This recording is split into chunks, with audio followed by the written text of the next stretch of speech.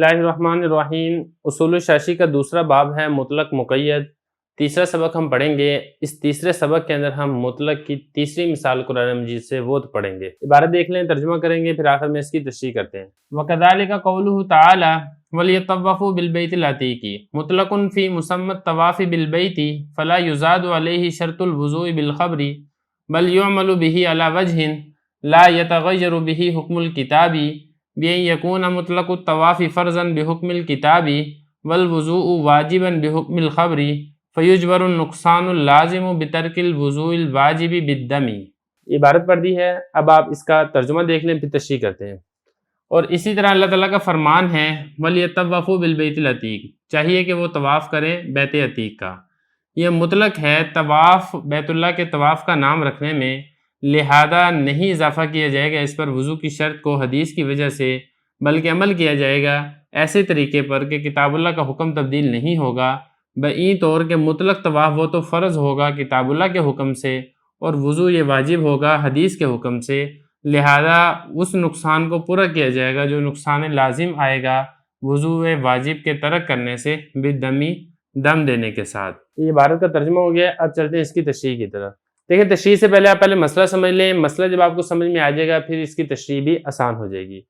مسئلہ یہاں پر یہ ہے کہ بیت اللہ کا طواف کرنا حج کے موقع میں جو طواف زیارت ہے، آیا یہ فرض ہے یا واجب ہے، اور اس کے ساتھ ساتھ وضو کی کیا حیثیت ہے۔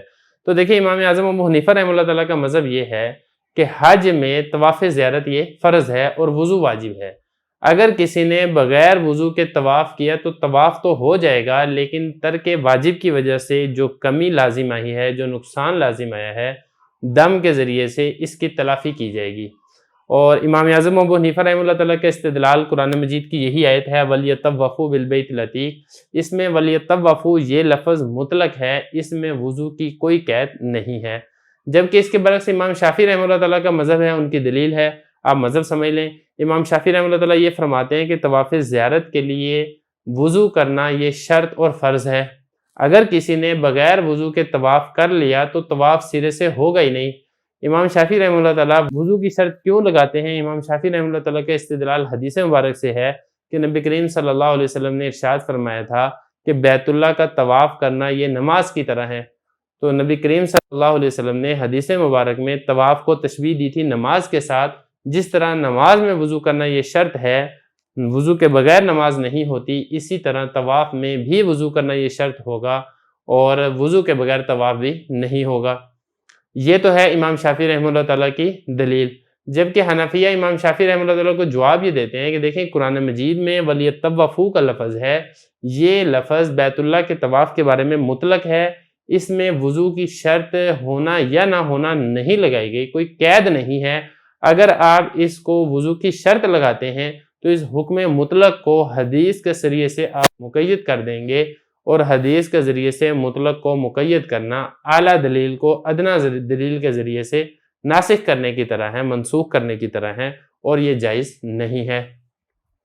تو پھر کیا جائے گا؟ کیا وضو کیا ہی نہیں جائے گا؟ تو دیکھیں، حنفیہ کا یہ مذہب نہیں ہے کہ وضو آپ نے بالکل کرنا ہی نہیں ہے، وضو کیا جائے گا۔ حدیث کی وجہ سے ہم ایک ایسا معنی کر دیں گے، ایک ایسی ترتیب دے دیں گے کہ دونوں کے اوپر عمل ہو جائے گا، حدیث پر بھی عمل ہو جائے گا اور قرآن مجید کی آیت پر بھی عمل ہو جائے گا، اور وہ وہی ہے جو میں آپ کو پہلے ذکر کر چکا ہوں کہ وضو کرنا یہ لازم اور ضروری ہوگا حدیث کی وجہ سے، لیکن اس کا جو درجہ ہے وہ قرآن مجید کی آیت سے کم ہوگا۔ ہم یہ کہیں گے کہ وضو کرنا یہ فرض نہیں ہوگا، البتہ واجب ہوگا، اور ترک واجب سے دیگر واجبات کی جیسے تلافی دم دینے سے ہو جاتی ہے، بالکل ایسے ہی اس ترک واجب کی تلافی بھی دم دینے سے ہو جائے گی۔ اب آپ اس کی تشریح یہاں پر دیکھ لیں۔ اللہ تعالیٰ کا فرمان ہے وَلْيَطَّوَّفُوا بِالْبَيْتِ الْعَتِيقِ، یہ مطلق ہے طواف بیت اللہ کے طواف کرنے میں۔ یہ جو ہے نا وَلْيَطَّوَّفُوا کا لفظ، یہ لفظ مطلق ہے، اس میں کسی قسم کی کوئی شرط یا کوئی اضافہ نہیں کیا گیا۔ فَلَا يُزَادُ عَلَيْهِ شَرْطُ الْوُضُوءِ بِالْخَبْرِ، لہذا اس پر اضافہ نہیں کیا جائے گا وضو کی شرط لگانے کا حدیث کی وجہ سے، کہ ہم کہیں کہ طواف زیارت میں وضو کرنا یہ بھی شرط ہے کیونکہ حدیث میں آ گیا ہے۔ پھر کیا کیا جائے گا؟ بلکہ کام ایسا کیا جائے گا، یعمل بہ، حدیث پر عمل اس طریقے سے کیا جائے گا، لا وجہ، ایسے طریقے پر، لا یتغیر بہ حکم الکتابی، کہ جو کتاب اللہ کا حکم ہے ولیطوفوا مطلق حکم، یہ مطلق اپنے اطلاق پر باقی رہے گا، اس میں کسی قسم کی تبدیلی نہیں ہوگی۔ کیسے؟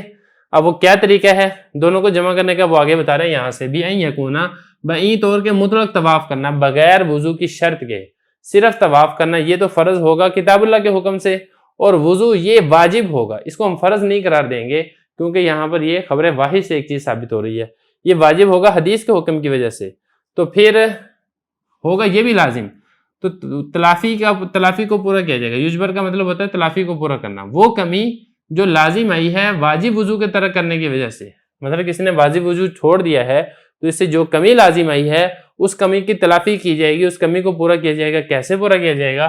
وہ پورا کیا جائے گا دم دینے کے ساتھ، جب دم دے دیا جائے گا تو پھر جو کمی آئی تھی واجب چھوڑنے کی وجہ سے وہ کمی پوری ہو جائے گی اور اس کا حج درست ہو جائے گا۔